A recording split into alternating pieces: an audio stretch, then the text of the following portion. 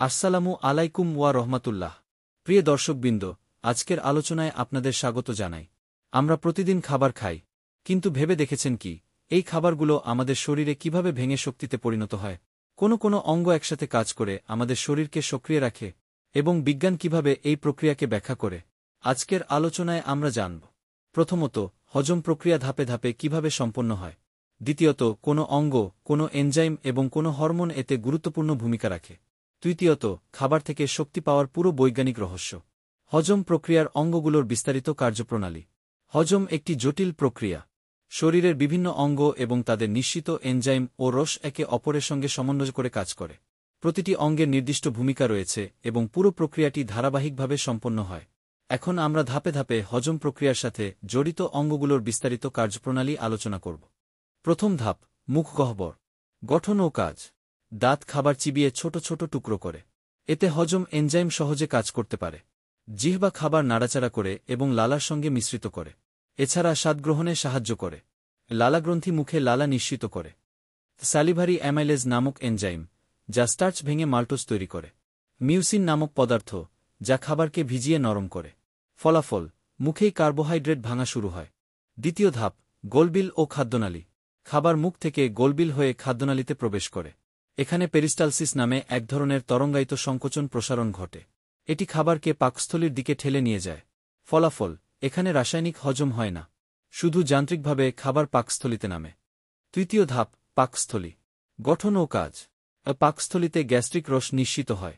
খাবার পাকস্থলীতে জমে আধা তরল আকারে পরিণত হয়। পাকস্থলীর এনজাইম ও রস।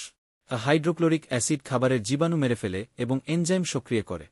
পেপসিন প্রোটিন ভেঙে পেপটাইড তৈরি করে। রেনিন দুধের প্রোটিন জমাট বাঁধায়। লিপেজ নামক এনজাইম ফ্যাট আংশিক ভাঙে। ফলাফল, প্রোটিন হজম শুরু হয়। চতুর্থ ধাপ, ক্ষুদ্রান্ত্র। ক্ষুদ্রান্ত্রকে বলা হয় হজম প্রক্রিয়ার প্রধান পরীক্ষাগার। ডুওডেনাম অংশে খাবার পিত্তরস এবং অগ্ন্যাশয় রসের সঙ্গে মিশে যায়। পিত্তরস লিভার থেকে নিঃসৃত হয় এবং পিত্তথলিতে জমা থাকে। ফ্যাটকে ছোট ছোট বিন্দুতে ভেঙে ফেলে। অ্যামাইলেজ এনজাইম স্টার্চ ভেঙে মাল্টোজ তৈরি করে। ট্রিপসিন ও কাইমোট্রিপসিন প্রোটিন ভেঙে ছোট পেপটাইড তৈরি করে। লিপেজ এনজাইম ফ্যাট ভেঙে গ্লিসারল ও ফ্যাটি অ্যাসিড তৈরি করে। নিউক্লিয়াস ডিএনএ ও আরএনএ ভেঙে নিউক্লিওটাইড তৈরি করে। জেজুনাম ও ইলিয়াম অংশে ইন্টেস্টাইনাল জুস নিঃসৃত হয়।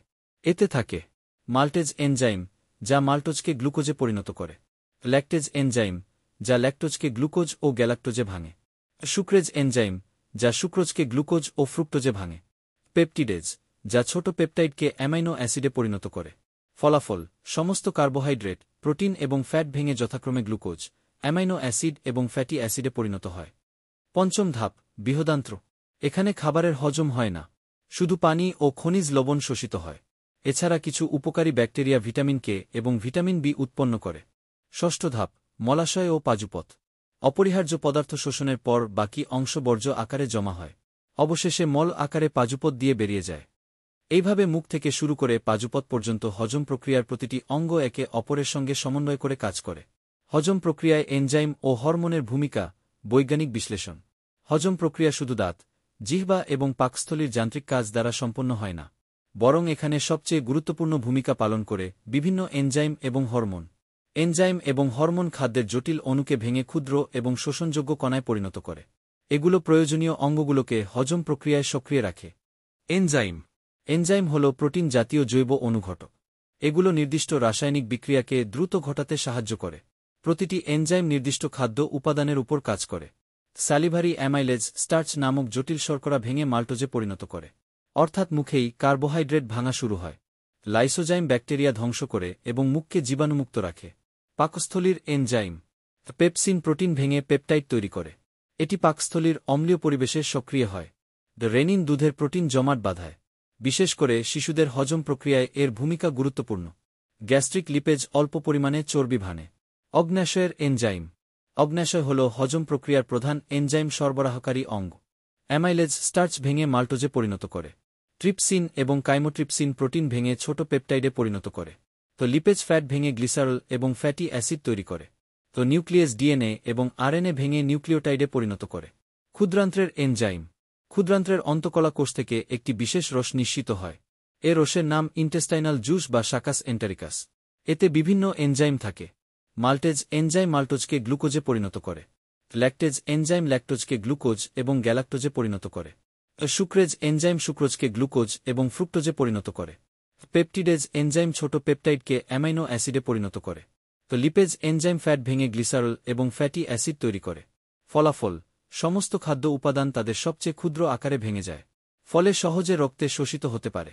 হরমোন হজম প্রক্রিয়াকে নিয়ন্ত্রণ এবং সমন্বয় করার জন্য বিভিন্ন হরমোন কাজ করে। এসব হরমোন মূলত পাকস্থলী এবং ক্ষুদ্রান্ত্র থেকে নিঃসৃত হয়। গ্যাস্ট্রিন পাকস্থলী থেকে নিঃসৃত হয়। পাকস্থলীতে হাইড্রোক্লোরিক অ্যাসিড এবং পেপসিনোজেন নিঃসরণকে উদ্দীপিত করে। এর ফলে প্রোটিন হজম সহজ হয়। সিক্রেটিন ক্ষুদ্রান্ত্রের ডুওডেনাম অংশ থেকে নিঃসৃত হয়। এটি অগ্ন্যাশয়কে ক্ষারীয় তরল বা বাইকার্বনেট নিঃসরণে উদ্দীপিত করে। এই ক্ষারীয় তরল পাকস্থলীর অ্যাসিডকে নিরপেক্ষ করে। কোলেসিস্টোকাইনিন ক্ষুদ্রান্ত্র থেকে নিঃসৃত হয়। এটি অগ্ন্যাশয়কে হজম এনজাইম নিঃসরণে উদ্দীপিত করে। একই সঙ্গে পিত্তথলিকে সংকুচিত করে, যাতে পিত্তরস ক্ষুদ্রান্ত্রে প্রবেশ করতে পারে। গ্যাস্ট্রিক ইনহিবিটরি পেপটাইড ক্ষুদ্রান্ত্র থেকে নিঃসৃত হয়। এটি পাকস্থলীর চলন এবং গ্যাস্ট্রিক রসের নিঃসরণ কমিয়ে দেয়। ফলাফল, হজম প্রক্রিয়ায় এনজাইম এবং হরমোন একসাথে কাজ করে। এদের সমন্বিত ভূমিকার মাধ্যমেই খাবার ভেঙে শক্তিতে রূপান্তরিত হয়।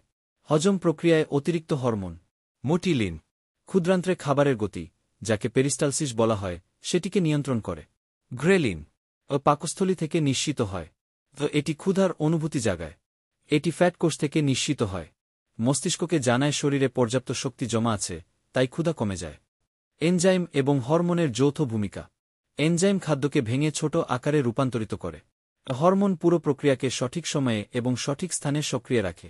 উদাহরণস্বরূপ, খাবার পাকস্থলীতে প্রবেশ করলে গ্যাস্ট্রিন হরমোন নিঃসৃত হয়। এটি হাইড্রোক্লোরিক অ্যাসিড বাড়ায়। হাইড্রোক্লোরিক অ্যাসিড পেপসিনোজেনকে পেপসিনে রূপান্তরিত করে। এর মাধ্যমে প্রোটিন ভাঙা শুরু হয়। হজম প্রক্রিয়ায় পুষ্টি উপাদানের শোষণ। কিভাবে শরীর শক্তি পায়?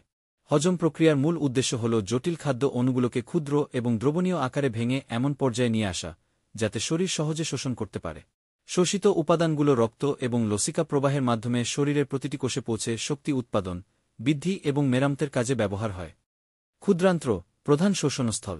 ক্ষুদ্রান্ত্র হল মানবদেহের প্রধান শোষণ কেন্দ্র। এর ভেতরের প্রাচীরে অসংখ্য ভিলাই এবং মাইক্রোভিলাই থাকে। এসব ভিলাই শোষণের ক্ষেত্রফল বহুগুণ বাড়িয়ে দেয়। প্রতিটি ভিলাইতে রক্তনালী এবং লসিকানালী থাকে। দ্রবীভূত পুষ্টি উপাদান সরাসরি রক্ত ও লসিকায় প্রবেশ করে। ফলাফল, অধিকাংশ কার্বোহাইড্রেট, প্রোটিন, ফ্যাট, ভিটামিন, খনিজ এবং পানি ক্ষুদ্রান্ত্র থেকে শোষিত হয়।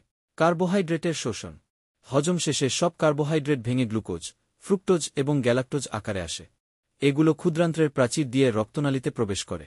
তারপর হেপাটিক পোর্টাল শিরার মাধ্যমে সরাসরি লিভারে পৌঁছায়। লিভারে ফ্রুক্টোজ এবং গ্যালাক্টোজ রূপান্তরিত হয়ে গ্লুকোজে পরিণত হয়। গ্লুকোজ হল শরীরের কোষের প্রধান জ্বালানি। ব্যবহার, তাৎক্ষণিক শক্তি উৎপাদন, অর্থাৎ এডেনোসিন ট্রাইফসফেট বা এটিপি তৈরি। এই অতিরিক্ত গ্লুকোজ গ্লাইকোজেন আকারে লিভার এবং মাংসপেশিতে জমা থাকে। এই অতিরিক্ত সঞ্চিত হলে চর্বিতে রূপান্তরিত হয়। প্রোটিনের শোষণ। হজম শেষে প্রোটিন ভেঙে অ্যামাইনো অ্যাসিডে পরিণত হয়। অ্যামাইনো অ্যাসিড ক্ষুদ্রান্ত্রের প্রাচীর অতিক্রম করে রক্তনালীতে প্রবেশ করে। তারপর লিভারে যায় এবং শরীরের বিভিন্ন স্থানে পৌঁছে। ব্যবহার, দেহের টিস্যু গঠন ও মেরামত। হরমোন, এনজাইম এবং অ্যান্টিবডি তৈরিতে সহায়তা। প্রয়োজনে গ্লুকোজে রূপান্তরিত হয়ে শক্তি যোগায়। একে গ্লুকোনিওজেনেসিস বলা হয়। ফ্যাটের শোষণ। ফ্যাটের শোষণ কিছুটা ভিন্ন ধরনের। হজম শেষে ফ্যাট ভেঙে ফ্যাটি অ্যাসিড এবং গ্লিসারল আকারে আসে। এগুলো ক্ষুদ্রান্ত্রের ভিলাইয়ের লসিকানালীতে প্রবেশ করে। তারপর লসিকা প্রবাহের মাধ্যমে রক্তপ্রবাহে যুক্ত হয়। ব্যবহার, দীর্ঘমেয়াদী শক্তির উৎস। কোষ ঝিল্লির গঠন। হরমোন এবং ভিটামিন তৈরিতে সহায়তা। জলীয় ভিটামিন, যেমন ভিটামিন বি এবং ভিটামিন সি সরাসরি রক্তে শোষিত হয়। চর্বি দ্রবণীয় ভিটামিন, যেমন ভিটামিন এ, ডি, ই এবং কে ফ্যাটের সঙ্গে শোষিত হয়। খনিজ লবণ যেমন ক্যালসিয়াম, ম্যাগনেসিয়াম, লৌহ, সোডিয়াম এবং পটাশিয়াম বিসরণ বা সক্রিয় পরিবহন প্রক্রিয়ায় শোষিত হয়। পানি ও লবণের শোষণ। ক্ষুদ্রান্ত্র এবং বৃহদান্ত্র উভয়েই পানি শোষিত হয়। বৃহদান্ত্রে পানি এবং সোডিয়াম ক্লোরাইডের মতো ইলেকট্রোলাইট বেশি পরিমাণে শোষিত হয়। ফলাফল, শরীর পানিশূন্যতা থেকে রক্ষা পায় এবং লবণ সমতা বজায় থাকে। লিভারের ভূমিকা। লিভার হল শোষিত পুষ্টির প্রথম নিয়ন্ত্রণ কেন্দ্র। এখানে গ্লুকোজ জমা থাকে গ্লাইকোজেন আকারে। অতিরিক্ত অ্যামাইনো অ্যাসিড ভেঙে ইউরিয়া তৈরি হয়।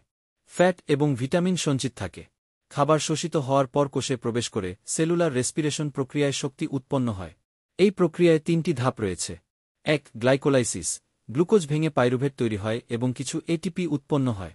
2. ক্রেবস চক্র, পাইরুভেট ভেঙে carbon dioxide, nicotinamide dinucleotide hydrogen বা NADH এবং ফ্লাভিন অ্যাডেনিন ডাইনিউক্লিওটাইড হাইড্রোজেন বা FADH2 তৈরি হয়। 3. ইলেকট্রন পরিবহন শৃঙ্খল, NADH এবং FADH2 এর মাধ্যমে সর্বাধিক এটিপি উৎপন্ন হয়। ফলাফল, এক অণু গ্লুকোজ থেকে গড়ে 36 থেকে 38 এটিপি তৈরি হয়। শোষণ ব্যাহত হলে কি হয়?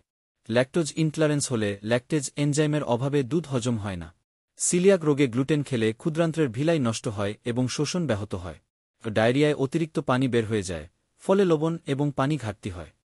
সার কথা, ক্ষুদ্রান্ত্র খাদ্যের পুষ্টি উপাদানকে ক্ষুদ্র কণায় ভেঙে শোষণ করে। রক্ত এবং লসিকার মাধ্যমে এগুলো শরীরের প্রতিটি কোষে পৌঁছে যায়। এরপর সেলুলার রেসপিরেশন প্রক্রিয়ার মাধ্যমে গ্লুকোজ, অ্যামাইনো অ্যাসিড এবং ফ্যাটি অ্যাসিড থেকে শক্তি উৎপন্ন হয়। Are you looking for a professional digital marketing agency? Do you want to design and grow your website? I'm Sazadul Islam, here to help you with website design, digital marketing, and ads management. Visit my website or find me on Fiverr.